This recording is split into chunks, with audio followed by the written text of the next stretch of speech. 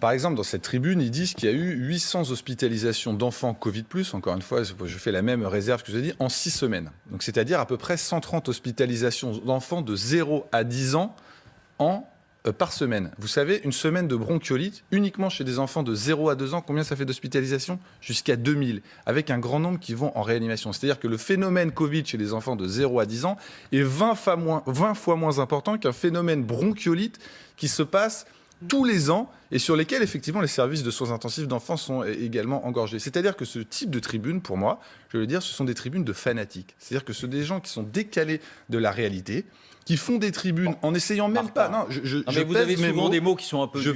On peut être en désaccord sans dire ce sont des fanatiques. Je pense qu'il y a un certain nombre de médecins, y compris ceux qui ont signé, qui sont toujours les mêmes cette tribune, qui ont une position qui est fanatique. C'est-à-dire qu'on décorrèle complètement la réalité du phénomène avec le ton qu'on met dans une tribune. En allant dire dans un journal qui est lu par tout le monde, vous ne vous rendez pas compte, c'est extrêmement grave ce qui va arriver pour vos enfants.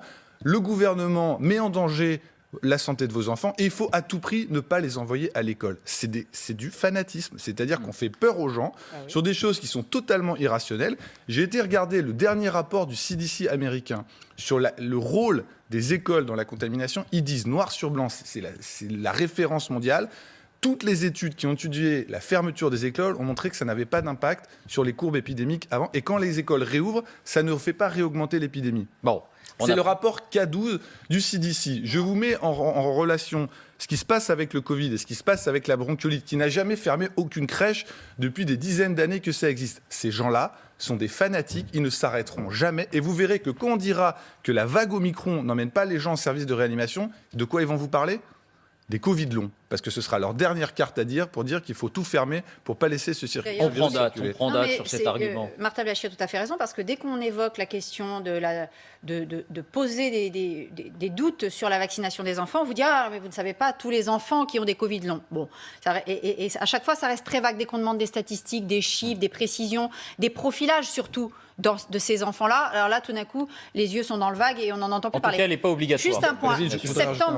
Septembre 2021, l'avant-veille de la rentrée scolaire, je me souviens d'une responsable de réanimation sur une grande chaîne de radio, et il y en a eu d'autres, qui nous expliquait qu'on aurait 50 000 contaminations par jour à la rentrée scolaire et qu'il fallait absolument reporter la rentrée scolaire.